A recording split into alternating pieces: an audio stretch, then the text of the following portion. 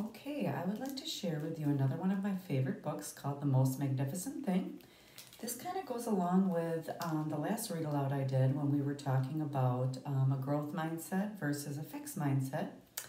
And you're going to notice this girl goes through some challenges, and I want you to just think about how she approaches those challenges and what she learns in the end. So I'm just going to throw out a word called perseverance. If you're not familiar with that word, we will talk about it at the end. So here we go, The Most Magnificent Thing. This is written by Ashley Spires. Here we go.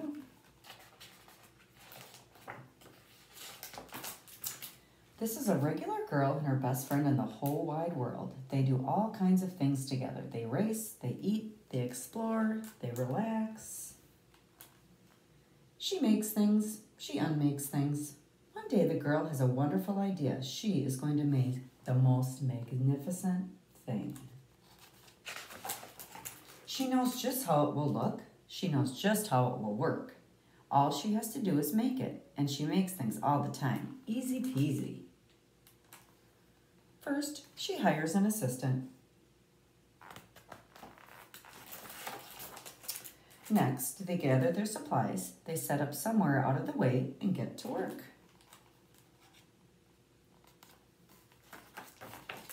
The girl tinkers and hammers and measures, and while her assistant pounces and growls and chews.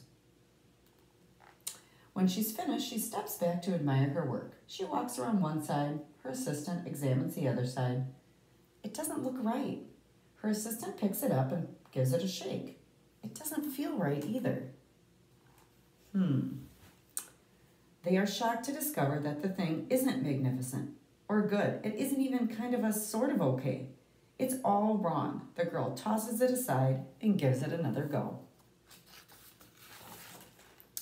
She smooths and wrenches and fiddles. Her assistant circles and tugs and wags. When she's finished, she stands up and takes a long look at it. Her assistant gives it a nudge with his paw. The thing is still wrong. She decides to try again. So far, okay, so far so good. The girl saws and glues and adjusts. She stands and examines and stares. She twists and tweaks and fastens. She fixes and straightens and studies.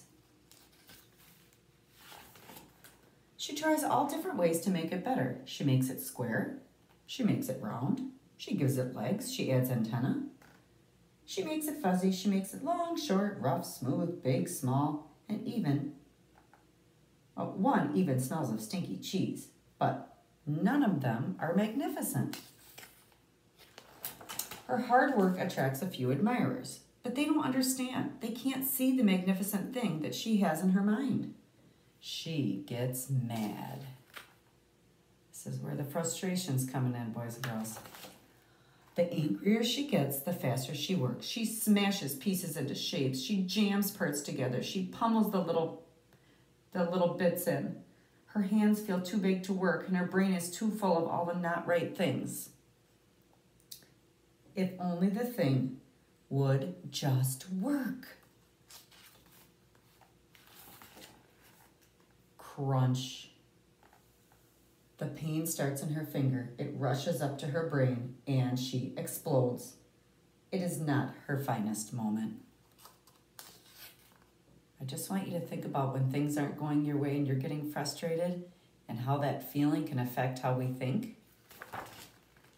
I am no good at this. I quit. Her assistant suggests a walk.